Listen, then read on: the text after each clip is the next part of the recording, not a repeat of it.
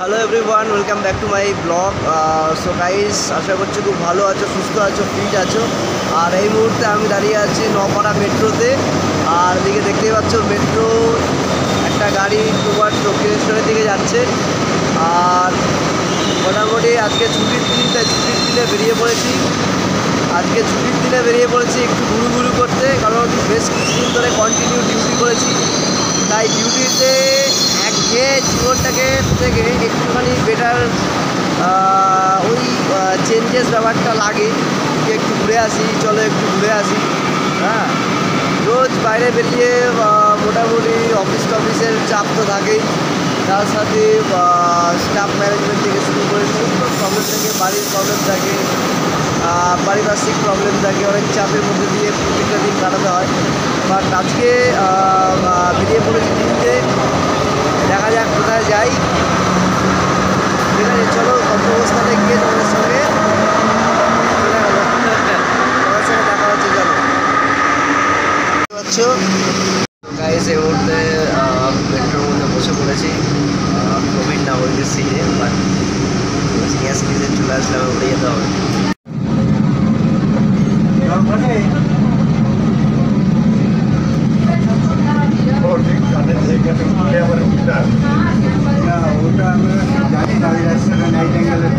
পরবর্তী station Dumdum, platform বাঁ দিকে। अगला स्टेशन दमदम, प्लेटफॉर्म बाईं तरफ। The next station is Dumdum, platform is on the left side.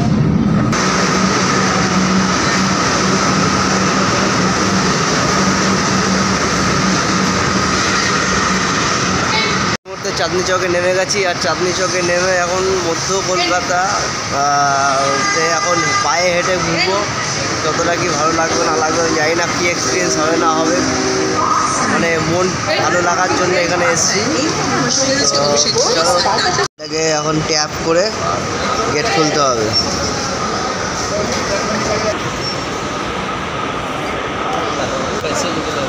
আসো, এটাকে বেরোবো তো। এখন গেট খুলে গেল, ঠিক আছে। এই মুহূর্তে বেরিয়ে পড়েছি গেট পাস ওপেন করে, একদম ইলেকট্রনিক্স প্রসেস। বেরিয়ে পড়েছি মেট্রো স্টেশনের বাইরে। আর এই মুহূর্তে চাঁদনি চকের যে স্ট্রিট, মদন স্ট্রিটের ওপর দিয়ে আমি যাচ্ছি। আর এই মুহূর্তে হেঁটে হেঁটে মোটামুটি বিকাল সন্ধ্যা অবধি কলকাতা ঘুরবো।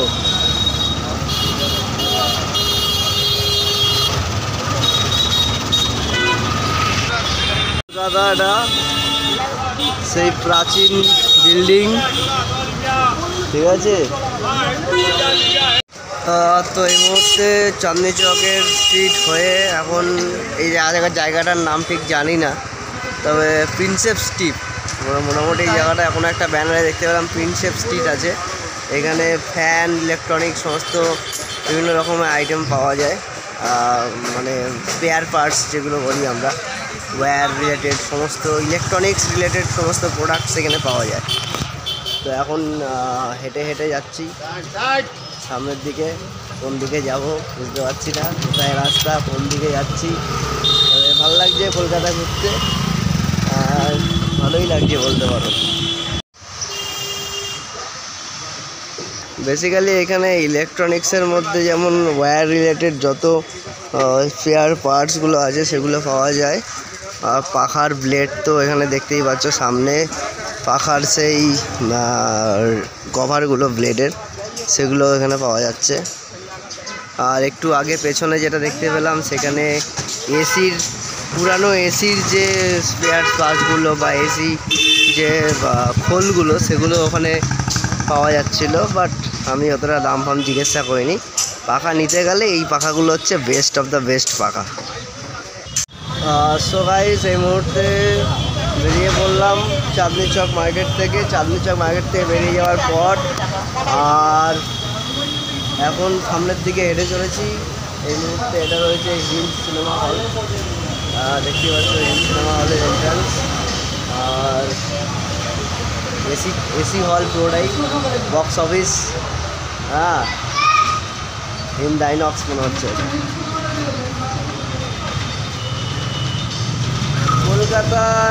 কলকাতাতেই আমার শহর। কি মানে ভালো লাগছে, একটা খুব ভালো এক্সপিরিয়েন্স হচ্ছে।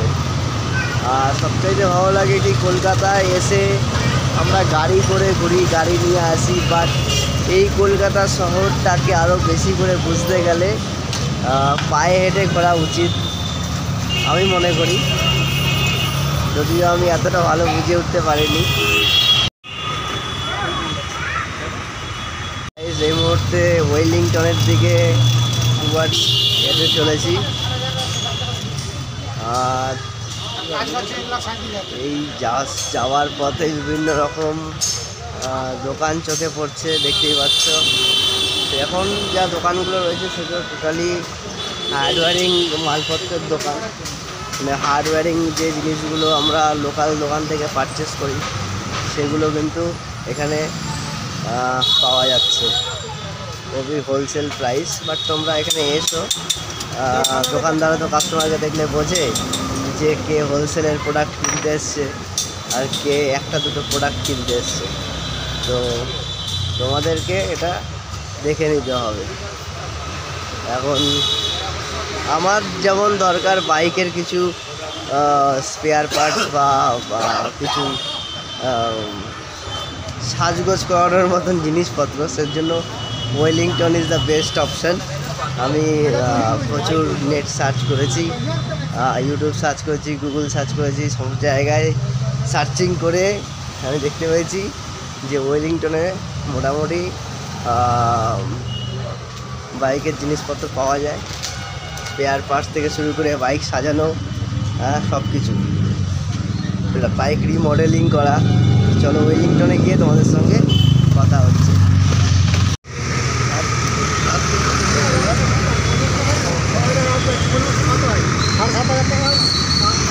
এই মুহূর্তে পৌঁছে গেছি ওয়েলিংটন বাইকের যে স্পেয়ার পার্টসগুলো আছে সেই মার্কেটে। আর দেখতেই পাচ্ছ এখানে আমার ডান দিক বাঁ দিকে রাস্তার দুদিকেই কিন্তু মানে কী বলবো, বাইকের যে পার্টসগুলো আছে সেগুলো এখানে বিক্রি হচ্ছে। তোমরা এখানে এসে বাইক মডিফাই করতে পারো, বাইকের কোনো চেঞ্জেস কিছু করার থাকলে সেগুলো বা পার্টস কিছু কেনার থাকলে তোমরা এখান থেকে নিয়ে যেতে পারো। এখানে মেকানিকও আছে, যেমন কলকাতার এই পকোড়া খেতে খুবই ভালো লাগে। আর কিছু পার্টস যেগুলো এই যে নাট বল্টু টাইট করার, স্ক্রু ড্রাইভার, রেঞ্জ, সব কিছু তোমরা এখানে পাবে। যেমন মোবিলের দোকান থেকে শুরু করে হেলমেট, ঠিক আছে, সমস্ত কিছু এখানে খুবই চিপ রেটে পাওয়া যায় আর মোটামুটি ন্যায্য দাম। আমি এখনও পর্যন্ত কিনিনি, তবে ইচ্ছা আছে নেক্সট কোনো সময় যদি টাইম হয় কলকাতায় আসলে এখান থেকে মোটামুটি রেডি করে নিয়ে যাবো গাড়িটাকে।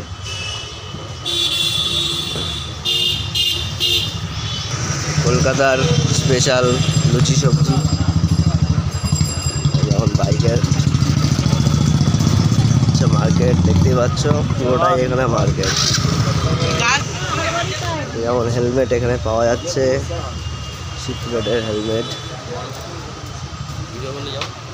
ঠিক আছে, দেখতে পাচ্ছ এখানে সমস্ত কিছু তোমরা এখানে পাবে, বাইক রিলেটেড যত জিনিসপত্র আছে। এই মুহূর্তে ওয়েলিংটন ক্রস করে টুয়ার্ড শিয়ালদার দিকে যাচ্ছি। আর আশা করছি আজকের এই ব্লগটা যেরকম একটা হোক করেছি, বাট কতটা ইনফরমেশন তোমাদের দিতে সেরকম পাইনি, বাট শুধু দেখিয়েছি কলকাতায় মোটামুটি 3-4টে মার্কেট, আর নিজেও মার্কেটটা ঘুরেছি, ঘুরে খুব এনজয় করেছি। 2-3টে জিনিস আমার খুব ভালো লেগেছে। প্রথম হচ্ছে চাঁদনি চক মার্কেটে ইলেকট্রনিক্স যে স্পেয়ার পার্টসগুলো পাওয়া যায়, তার মধ্যে কিছু কিছু পার্টস আমার দরকার ছিল, সেগুলো আমি নেক্সট টাইম কালেক্ট করে নেব। আর আমার বাড়িতে একটা ফ্যানের খুব দরকার, তো স্ট্যান্ড ফ্যান, ওই স্ট্যান্ড ফ্যান কিন্তু ডেকোরেটার্সের ফ্যান, ডেকোরেটার্সে যে বড় বড় স্ট্যান্ড ফ্যানগুলো আছে না, বিশাল হাওয়া হয়, তো ওই ফ্যান একটা নেব।